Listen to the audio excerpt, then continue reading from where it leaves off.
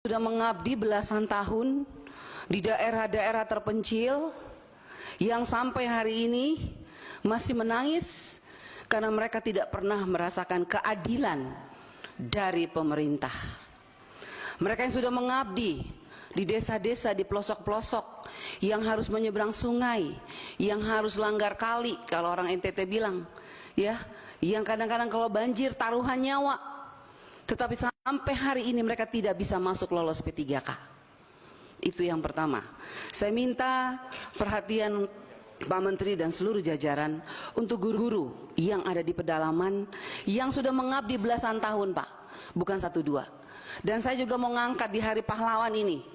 Saya ingin mengingatkan bahwa pahlawan-pahlawan tanpa tanda jasa yang ada di pedalaman-pedalaman itu sampai hari ini menuntut keadilan sosial bagi seluruh rakyat Indonesia, sila kelima Pancasila.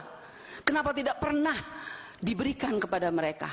Bukti, ada guru-guru yang baru 1 tahun 2 tahun mengajar lolos P3K. Mereka yang sudah belasan tahun tidak pernah lolos dengan berbagai macam alasan. Sebab itu saya minta Pak Menteri, mari kita coba ingat ini.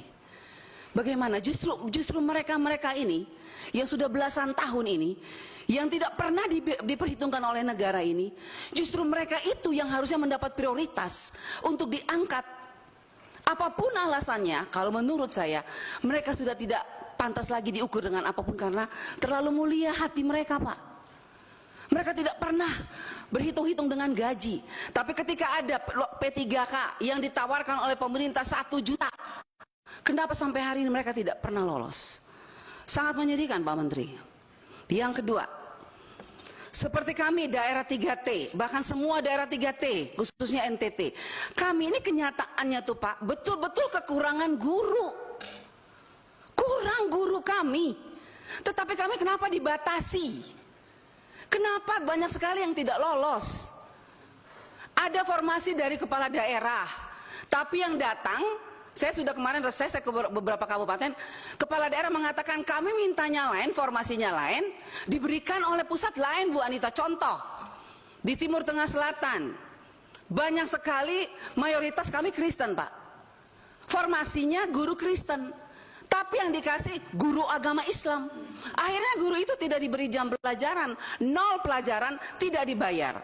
Tetapi dana daunya sudah dihitung masuk ke APBD.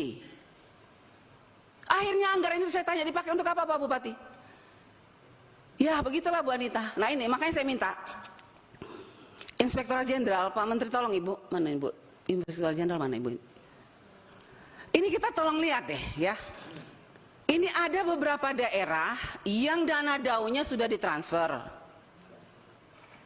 Bu Sekjen, Pak Menteri, saya masih bicara. Jadi ada beberapa daerah yang dana daunya itu sudah ditransfer ke APBD. Dan sudah jelas angkanya itu saya lihat untuk P3K. Tetapi tidak diangkat oleh Pemdanya. Formasinya ditutup sampai hari ini. Contoh, di Kabupaten Kupang, Nusa Tenggara Timur. Kota Kupang di Nusa Tenggara Timur, Pak. Kota Kupang ibu kota provinsi saja. 400 tenaga P3K yang kategori 1 itu, yang P1 itu. 2021, Pak. Sampai hari ini sudah terima SK tapi tidak diangkat. Saya mau tanya, Pak. Ini mana Ibu Nunu? Setelah SK, sebelum SK ada nomor induk katanya. Setelah itu SK, harusnya kan mereka diangkat. Tapi sampai hari ini, Bu, mereka tidak diangkat. Dan saya lihat, saya ikutin terus perkembangannya. Kenapa tidak diangkat? Uangnya sudah ada. Bahkan sekarang 2023 ditambah lagi anggarannya. Saya bingung ini. Ini prinsip penganggaran P3K yang ditransfer dari Menteri Keuangan ke daerah tuh pakai prinsip yang mana ya? SK dulu baru ditransfer uangnya, artinya kalau sudah ada SK berarti mereka harus diangkat. Tapi kok ini sudah ada SK alasannya NIK. Padahal NIK itu dasar pembuatan SK. Ini pemerintah daerah bolak-balik ini. Saya minta tolong nanti Ibu Inspektor Jenderal, kita apabila perlu Pak Menteri dan Bu Nunu, kalau tadi saya senang sekali Bu Nunu bilang ada kenaikan 42% setelah rakor. Coba Bu, sekarang saya ajak nih kementerian kita rakor di daerah. Ya, jadi jangan hanya kementerian rakor dengan para bupati, gubernur di daerah selesai. Guru-guru honorer tidak tahu di bawah.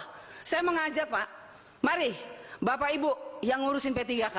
Kita rakor di daerah. Dudukan kami anggota DPR RI dengan bupati dan gubernur dan panitia seleksi nasional.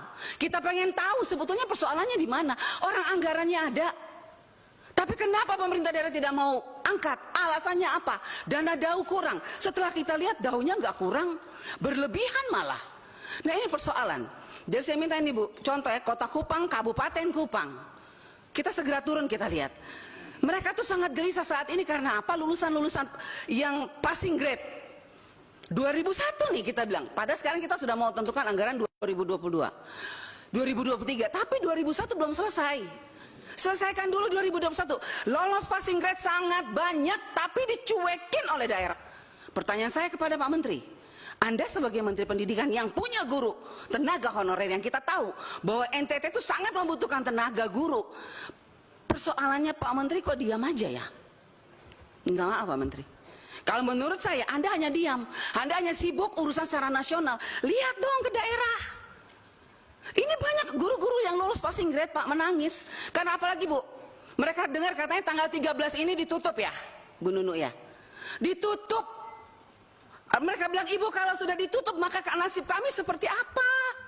Kami harus tunggu tahun depan lagi. Kalau daftar tahun depan lagi turun dari P1 ke P2 lagi. Padahal mereka lulus sekarang nih. Nah jadi saya minta tolong Pak, kalau bisa untuk kita selesaikan masalah di daerah, saya minta untuk tanggal pendaftaran yang batas tanggal pendaftaran pendataan ini tanggal 13, saya minta diperpanjang. Kita selesaikan masalah, kita jangan lompat nggak jelas Pak.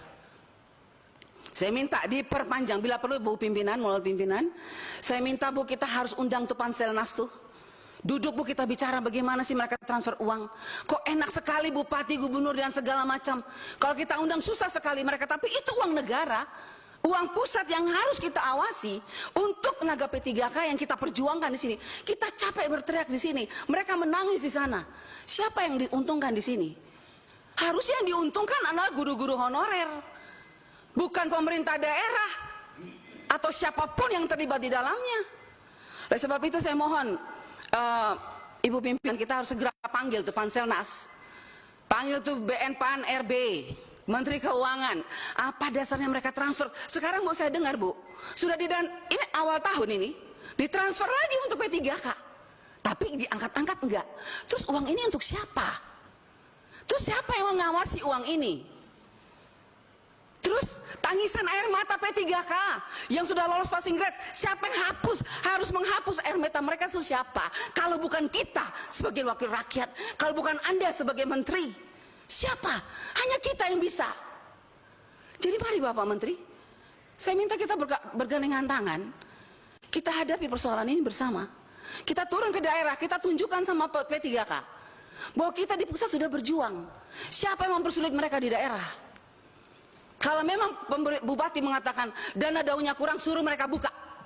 Berapa kebutuhan mereka setiap tahun? Ada tambahan atau tidak? Kalau ada tambahan ya itu untuk P3K. Apalagi sekarang P3K untuk 2023 dananya dikunci. Walaupun kuncinya terlambat. Karena 2020, 2021 itu tidak terkunci. Ini penting Bapak Ibu. Jadi sebetulnya yang kita ngomong dari tadi ini persoalan sudah ada Bu. Uangnya sudah ada di daerah. Cuman persoalannya kepala daerah tidak mau angkat. Alasannya dana DAU kurang. Coba hitung, saya sudah hitung. Kota Kupang ada kelebihan, Kabupaten Kupang ada kelebihan, tapi bupatinya tidak mau. Nah ini, jadi saya bilang gimana? Kita harus sama-sama. Dan saya minta Pak Menteri menjadi fokus Pak Menteri untuk menyelesaikan ini. Supaya Bapak juga jangan terlalu beban bahwa memang kesalahan bukan hanya pada pusat. Di daerah juga ada, mari kita selesaikan bersama. Makanya saya usul rakor di daerah, ajak kami anggota DPR RI. Biar jelas, clear. Bila perlu dudukin itu DPR Provinsi, DPRD Kabupaten. Supaya mereka tahu ini uang APBN yang berubah jadi APBD. Yang tidak bisa mereka pakai seenaknya. Khusus untuk P3K. Yang saya dengar, banyak permainan di daerah sekarang. Itu dana P3K dimainkan oleh mereka. Makanya saya kadang-kadang saya bikin, kalau perlu kita pakai, minta KPK aja periksa kalau begini caranya. Sakit hati kita nih, kasihan guru-guru itu. Oke lanjut, itu untuk ini Pak ya, P3K. Mengenai ada Pak, ada juga terkait asesmen tadi Pak, daerah NTT Pak.